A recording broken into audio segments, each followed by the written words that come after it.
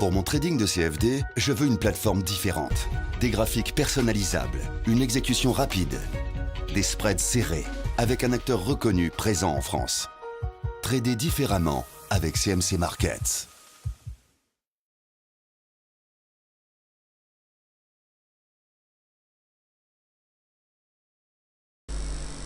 Bonsoir, voici l'analyse technique du CAC 40 pour le 21 août. Alors ce soir, comme vous le savez probablement, 20h, rendez-vous avec la FONC. FONC, alors il y a deux rendez-vous ce soir, donc la FONC, et demain le Jackson Hole. Alors on va avoir deux informations capitales pour tout ce qui va être l'avenir à la fois de l'économie, mais bien évidemment le devenir des indices et notamment de l'euro-dollar. Donc il va falloir être très vigilant. Allégez vos positions avant ce soir de façon à mieux revenir demain en fonction de ce qui va se dire. Mais ce qu'il faut retenir, je pense, ça va être une harmonisation pour essayer de sortir de la situation dans laquelle le monde se trouve. Donc plutôt quelque chose de positif.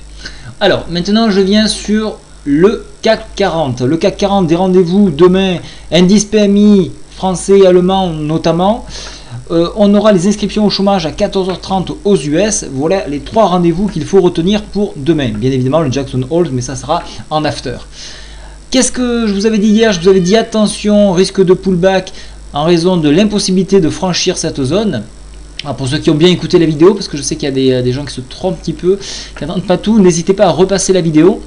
Vous voyez que nous sommes venus chercher donc on est venu chercher la MM10 carrément, hein. Je penchais plutôt sur un retour MM20 pour ensuite un rebond. Alors on est allé un petit peu plus bas, hein. Bon, ça peut arriver, on ne peut pas bien sûr être à 100% dans le vrai. En attendant, sur le point que je vous avais proposé, vous vous retrouvez en zone positive, donc c'est déjà bien.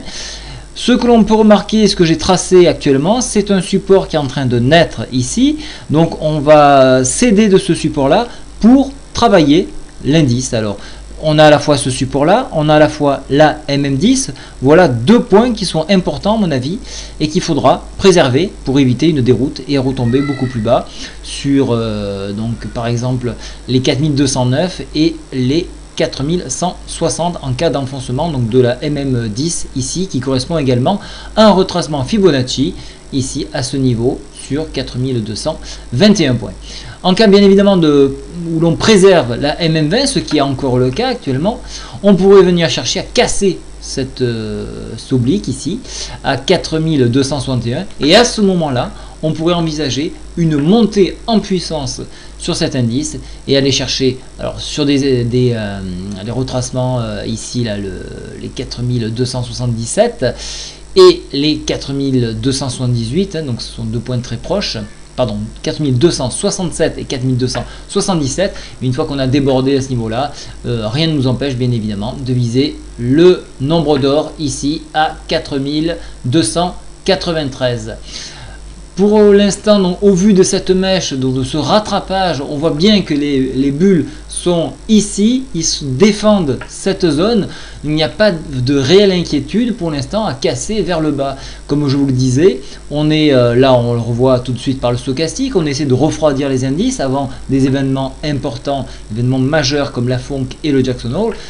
Et vous voyez qu'on s'apprête à nouveau encore à pousser les limites du CAC et à passer au-dessus. Donc pour moi, la journée de demain sera bien évidemment positive. Maintenant que vous avez pris sur pullback, il faut garder sa position, mettre ses stops à zéro et essayer de suivre le cours. Une fois que vous avez franchi les paliers, n'hésitez pas à renforcer vos positions tout en maintenant votre stop à zéro et le remonter ainsi de suite de façon à faire une pyramidalisation. Voilà, bonne soirée à tous, au revoir.